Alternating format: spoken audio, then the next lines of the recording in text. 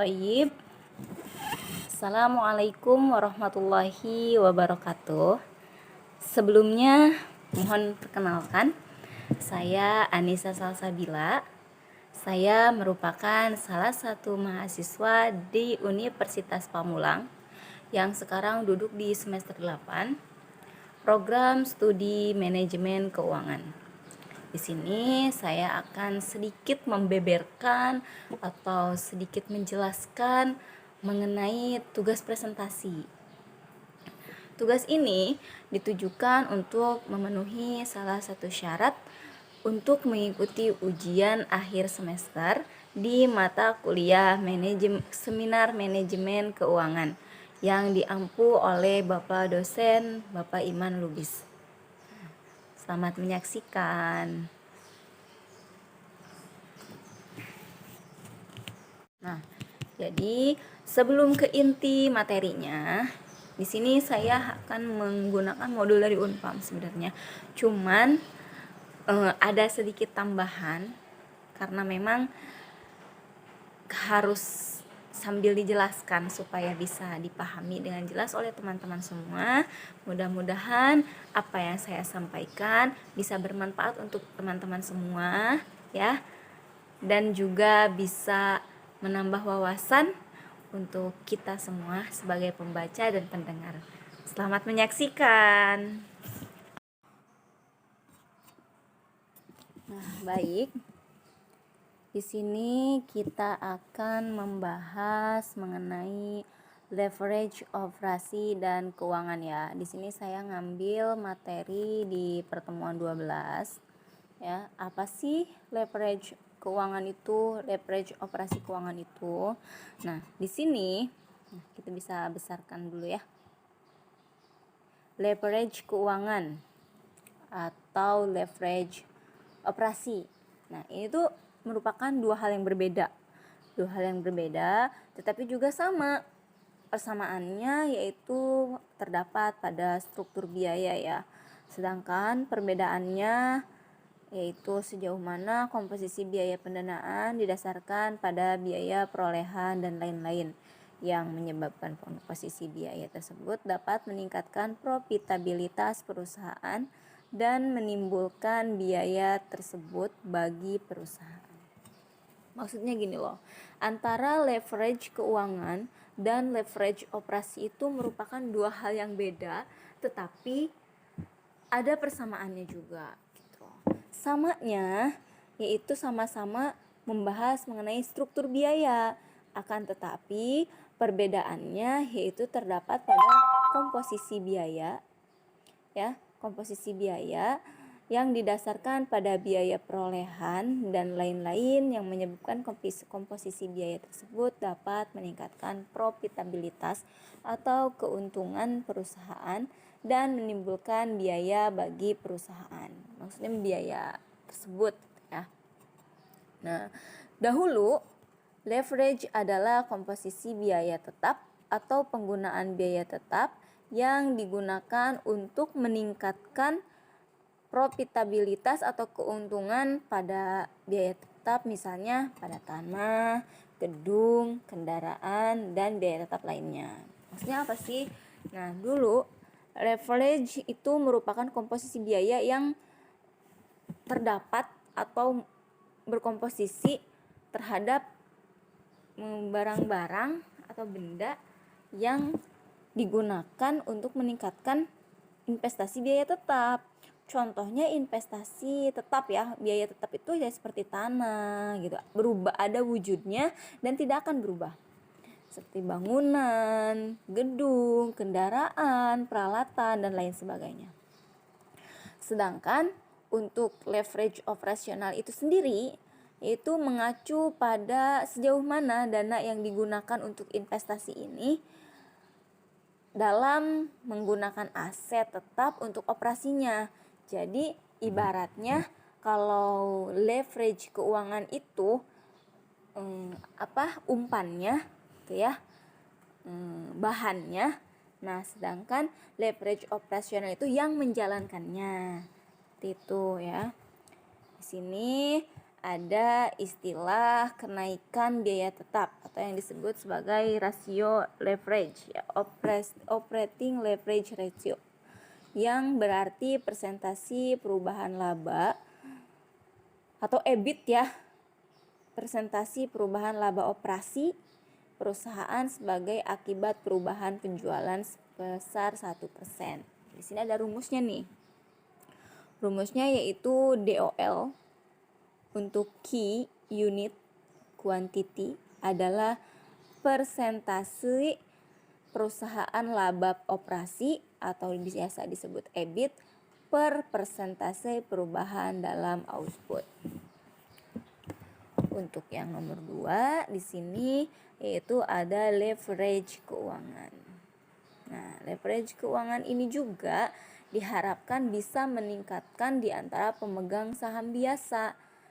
Istilah ini disebut sebagai financial effect level atau DFL ya, financial leverage level, yang berarti persentase EVS mengubah 1% perubahan laba operasi atau EBIT. Nah, rumus untuk DFL ini sendiri yaitu DFL untuk EBIT senilai X dolar sama dengan EBIT per EBIT dikurangi 1 dikurangi PD per 1 dikurangi T ya. Nah, T itu merupakan pajak, sedangkan PD itu dividen atau freeven. V-nya itu freeven, D-nya itu dividen. I-nya itu untuk tingkat bunga, untuk bunganya. Mudah-mudahan bisa dipahamin ya sama semua. Mengapa saya ngambil modul? Karena saya rasa ini merupakan ringkasan ya, merupakan ringkasan yang cukup singkat, cuman tercover semuanya gitu. Jadi saya ngambil materi dari modul saja. Di sini saya ngambil modul Unpam ya. Unpam untuk jurusan manajemen. Oke. Selanjutnya kita akan membahas mengenai analisis leverage. Nah, di sini analisis leverage itu ternyata dibagi menjadi 2. Ada 2 kategori. Yang pertama ada operating leverage, yang kedua ada leverage itu sendiri. Nah, untuk operating leverage, itu merupakan penggunaan aktiva di mana untuk penggunaan tersebut perusahaan harus menutup biaya tetap. Maksudnya gimana sih? Maksudnya gini loh, ketika keuntungan leverage itu tadi yang sudah kita jelaskan sebelumnya, penggunaan aktiva atau harta yang kita miliki itu digunakan untuk menutupi biaya-biaya tetap. Ya. Contohnya, misalkan kita punya uang kas ya. Kita gunakan untuk menutup biaya-biaya tetap. Contoh biaya tetap itu misalkan apa? Seperti biaya gedung ya, biaya tanah, biaya kendaraan, biaya peralatan gitu. Nah, uang cash yang merupakan aktiva itu digunakan untuk menutup biaya-biaya tersebut. Sedangkan untuk yang kategori nomor 2 yaitu leverage adalah penggunaan modal pinjaman selain ekuitas, dan untuk alasan ini perusahaan harus membayar biaya tetap dalam bentuk bunga. Jadi lebih kepada meminjam ya atau mengkreditkan gitu. Jadi si penggunaan modal pinjaman itu digunakan untuk membayar biaya tetap tapi dalam bentuk bunga seperti itu. Nah, konsep leverage operasional dan keuangan berguna dalam analisis perencanaan dan pemantauan ekonomi. Dalam manajemen keuangan, leverage adalah penggunaan dana dan aset dan perusahaan dengan biaya tetap atau fixed cost untuk meningkatkan potensi keuntungan bagi pemegang saham. Jika semua biaya bervariasi, itu memberi perusahaan kepastian untuk mendapatkan untung. Tetapi karena biaya perusahaan adalah biaya tetap, maka penjualan minimum tertentu diperlukan untuk memperoleh keuntungan. Nah, Biaya tetap ini juga merupakan biaya-biaya yang tidak ada kaitannya dengan operasional perusahaan, sehingga tidak ada hubungannya dengan penjualan perusahaan, karena biaya tetap tidak terkait dengan penjualan perusahaan. Maka biaya tersebut merupakan risiko yang harus ditanggung perusahaan. Biaya tetap suatu perusahaan dapat dibagi menjadi 3 nih. Biaya tetap suatu perusahaan dapat dibagi menjadi 3 ya. Di sini yang pertama ada biaya tetap operasi, yang kedua ada biaya tetap keuangan, yang ketiga ada biaya tetap total. Apa sih yang dimaksud dengan biaya tetap operasi? Biaya tetap operasi ini merupakan risiko yang timbul dari biaya-biaya tersebut, maka disebut dengan risiko operasional. Biaya-biaya tersebut itu sudah termasuk sewa gudang, biaya tenaga kerja, biaya administrasi, biaya beban-beban yang lain lah. Itu merupakan biaya-biaya tersebut gitu yang nantinya masuk ke dalam biaya tetap operasi. Pokoknya biaya-biaya yang digunakan untuk menjalankan operasional suatu perusahaan gitu ya. Nah, itu merupakan biaya-biaya tetap operasi seperti itu. Nah, yang kedua yaitu ada biaya tetap keuangan. Kenapa? Karena perusahaan menggunakan hutang sebagai sumber pembiayaan bagi perusahaan. Oh jelas, jika kita hanya mengandalkan laba atau keuntungan saja, itu tidak akan cukup. Maka dari itu, perusahaan atau organisasi akan tetap membutuhkan adanya pinjaman dari kreditor ya. Jadi sumber dana yang berasal dari kreditor atau dari hasil pinjaman itu dibutuhkan untuk berjalannya suatu organisasi atau perusahaan. Karena apa? Karena kalau kita hanya mengandalkan dari hasil keuntungan atau modal saja, itu tidak akan cukup untuk mengembangkan sebuah organisasi. Maka kita harus membutuhkan bantuan dekengan ya dari beberapa sisi. Contohnya salah satunya ya dari sisi kreditor itu sendiri gitu. Nah, resiko yang timbul dari biaya-biaya ini disebut resiko finansial. Biaya ini dalam bentuk beban bunga. Kenapa? Karena kita di sini dihutangkan ya. Meminjam. Jadi otomatis kita akan dapat bunga, kita akan dapat beban bunga dari hasil meminjam itu sendiri gitu. Ketika kita meminjam uang, misalkan meminjam uang 1 miliar ke bank dalam jangka waktu sekian, nah maka perusahaan kita itu akan terkena bunga dari bank tersebut ya setiap bulannya seperti itu. Nah, yang ketiga yaitu ada biaya tetap total. Apa sih yang dimaksud dengan biaya tetap total? Nah, biaya tetap total ini merupakan penjumlahan dari biaya tetap operasi dan biaya tetap keuangan. Risiko yang ditimbulkan dari biaya ini disebut risiko bisnis atau perusahaan. Jadi, ya, biaya tetap dari biaya operasi tadi sebagai biaya untuk menjalankan operasional perusahaan atau organisasi ya, digabung dengan biaya tetap keuangan yang tadi yang sudah saya jelaskan mengenai peminjaman uang atau sejumlah dana dari sumber dana, salah satunya dari kreditor, untuk bisa berjalannya suatu organisasi. Maka itu merupakan biaya tetap total gitu ya. Baik, selanjutnya yaitu tentang dampak dari leverage operasional dan leverage keuangan. Nah, di sini perusahaan menggunakan dampak dari kedua hal tersebut dengan tujuan agar keuntungan yang dihasilkan itu lebih besar daripada sumber dana dan aset. Ya pasti kita misalkan mempunyai sebuah lembaga perusahaan atau organisasi, pasti yang diharapkan itu yaitu adanya keuntungan ya untuk perusahaan kita. Nah, sama Jadi setiap perusahaan itu menggunakan dampak operasional dan finansial dengan tujuan agar keuntungan yang dihasilkan lebih besar daripada sumber dana dan aset, sehingga meningkatkan keuangan pemegang saham. Sebaliknya, leverage juga meningkatkan variabilitas atau resiko laba.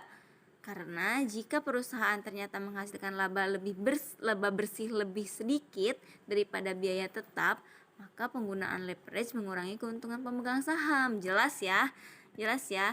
Misalkan jika perusahaan sudah memberikan biaya-biaya tetap untuk membayar segala biaya untuk berjalannya suatu proses dalam perusahaan, akan tetapi timbal baliknya atau keuntungan yang didapatnya itu lebih sedikit daripada biaya tetapnya. Nah, maka mengurangi keuntungan pemegang saham gitu, tapi tidak mengakibatkan kerugian, cuman hanya mengurangi keuntungan dari pemegang saham itu sendiri. Nah, konsep leverage sangat penting, terutama dalam menunjukkan analisis keuangan, keseimbangan antara risiko dan profitabilitas dalam keputusan pembiayaan yang berbeda. Oke. Di sini hanya sedikit, cuman bisa dipahamin lah ya. Bisa dipahamin mengenai leverage operasi dan leverage keuangan. Oke, untuk materi selanjutnya kita akan masuk ke materi pasar modal di pertemuan 13. Jadi di sini saya mengambil 2 judul. Yang pertama yaitu leverage operasi dan keuangan di pertemuan 12. Selanjutnya itu ada pasar modal di pertemuan 13. Oke, staycation di sini.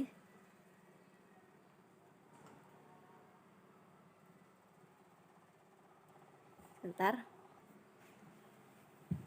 Baik, lanjut ya ke materi selanjutnya, yaitu di pertemuan 13. Di sini kita akan membahas mengenai pasar modal ya. Nah, untuk manajemen investasi menurut Husnan pada bukunya tahun 2003 menjelaskan bahwa pasar modal adalah pasar untuk berbagai instrumen keuangan jangka panjang yang bisa diperjualbelikan baik dalam bentuk hutang maupun modal sendiri, baik yang diterbitkan oleh pemerintah, public authorities ya, maupun perusahaan swasta. Sedangkan menurut Usman pada bukunya pada tahun 1990 halaman 62, umumnya surat-surat berharga yang diperdagangkan di pasar modal dapat dibedakan menjadi surat berharga bersifat hutang dan surat berharga yang bersifat pemilikan.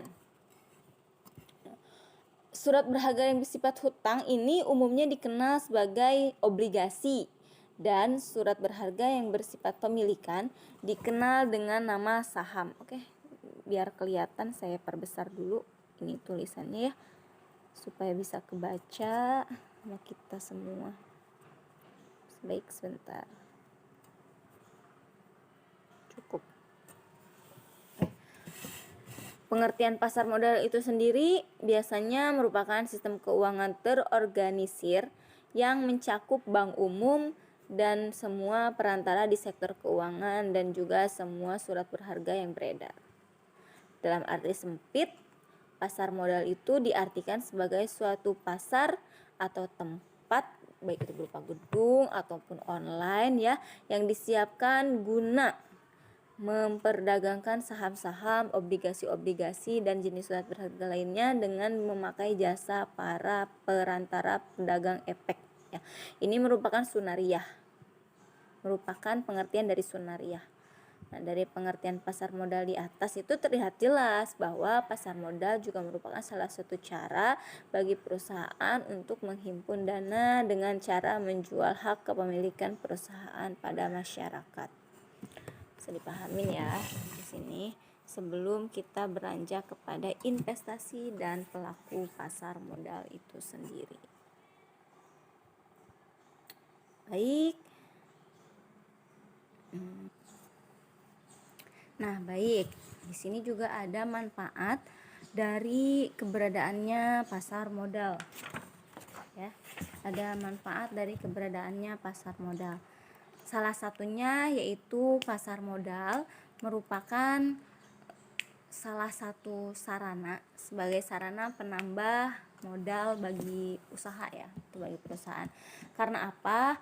Karena perusahaan dapat memperoleh dana tambahan dengan cara menjual sahamnya ke pasar modal. Nah, yang nanti ya si saham-saham ini itu bakal dibeli baik itu oleh masyarakat, oleh perusahaan, oleh lembaga lainnya atau bahkan oleh pemerintah. Nah, yang kedua, manfaatnya yaitu sebagai sarana pemerataan pendapatan. Jadi, setelah jangka waktu tertentu yang telah disepakatin, saham-saham yang telah dibeli itu nanti akan diberikan dividen kepada para pembelinya. Jadi pasar modal ini bisa disebut juga sebagai bentuk dari pemerataan pendapatan ya. Nah, yang selanjutnya, yang ketiga, yaitu sebagai sarana penciptaan tenaga kerja. Dengan adanya pasar modal, itu akan membuat peluang terciptanya lapangan kerja baru bagi orang-orang yang membutuhkan gitu.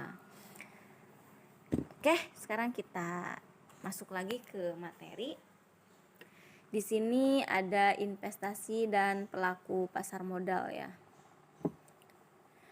Di sini ada para pemain utama yang terlibat di pasar modal dan lembaga penunjangnya yang terlibat langsung dalam proses transaksi antara pemain utama ya dengan pemain penunjang. Oke. Di sini yang pertama itu ada penerbit. Perusahaan, apa sih penerbit? Penerbit itu adalah perusahaan yang menjual sekuritas atau menerbitkan masalah di bursa saham yang biasa disebut sebagai emiten. Dalam mengeluarkan emisi, emiten ini memiliki tujuan yang berbeda-beda. Dan biasanya hal ini dinyatakan dalam rapat umum pemegang saham atau RUPS. Rapat ini ya biasanya membahas mengenai perluasan usaha, lalu memperbaiki struktur modal, menyeimbangkan antara modal sendiri dengan modal asing, lalu mengadakan pengalihan pemegang saham, pengalihan dari pemegang saham lama kepada pemegang saham baru gitu. Nah, yang tadi kan si pihak yang menunjangnya itu ada penerbit. Selanjutnya ada investor. Apa sih investor? Investor adalah orang yang membeli atau orang yang berinvestasi di perusahaan emiten. Ini biasanya disebut investor. Jadi sebelum membeli sekuritas yang mereka tawarkan, investor biasanya melakukan riset dan analisa.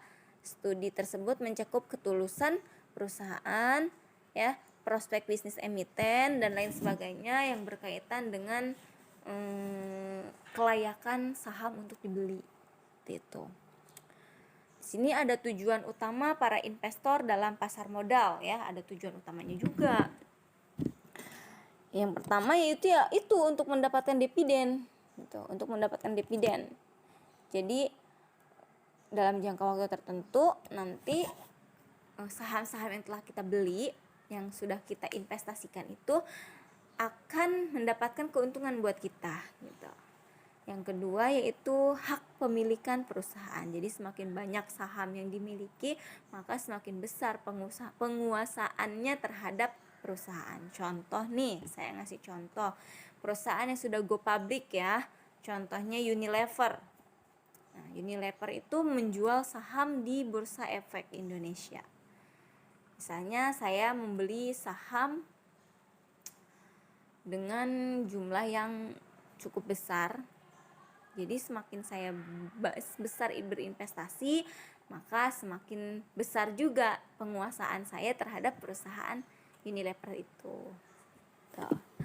Lalu yang ketiga ada perdagangan ya. Jadi saham akan terus dijual saat harga sedang tinggi. Harapannya itu saham bisa menambah keuntungan dan dari jual beli sahamnya itu sendiri. Bisa dipahamin ya. Sini kita juga sambil belajar gitu. Oke, kita lanjut ke jenis dan fungsi dari pasar modal. Di sini pasar modal dibedakan menjadi dua, yaitu ada pasar perdana dan ada pasar sekunder ya, atau primer. Pasar primer atau pasar perdana dan pasar sekunder. Pasar perdana ini merupakan penerbitan saham pertama emiten kepada emiten selama periode yang ditentukan oleh emiten sebelum saham tersebut diperdagangkan di pasar sekunder. Jadi biasanya dalam waktu 6 hari kerja, harga saham di pasar utama itu ditentukan oleh perusahaan asuransi dan perusahaan publik berdasarkan analisis fundamental perusahaan. Nah, yang kedua yaitu ada pasar sekunder. Pasar sekunder ini merupakan jual beli saham antara investor.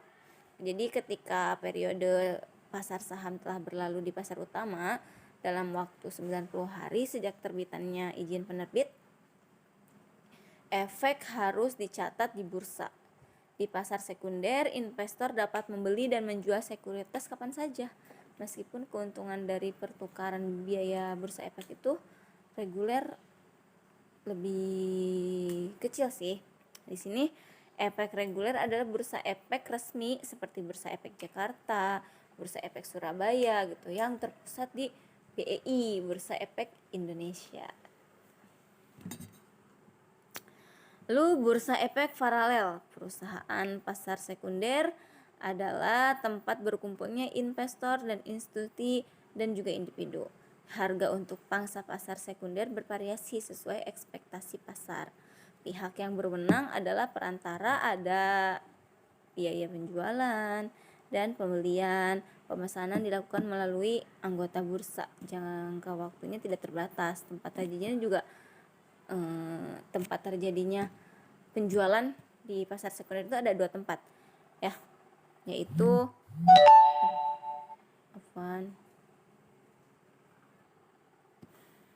Nah, yang selanjutnya kita akan membahas mengenai fungsi pasar modal. Jadi tempat bertemunya pihak yang memiliki dana lebih atau biasa disebut leadernya dengan pihak yang membutuhkan dana jangka panjang atau peminjam. Pasar modal memiliki 2 fungsi, yaitu fungsi ekonomi dan fungsi keuangan. Dalam suatu perekonomian, pasar modal menyediakan sarana untuk mentransfer dana dari perusahaan atau dari pemberi pinjaman kepada seorang yang peminjam. Jadi dengan menginvestasi dana mereka, pemberi pinjaman mengharapkan pengembalian atas pengiriman dana tersebut.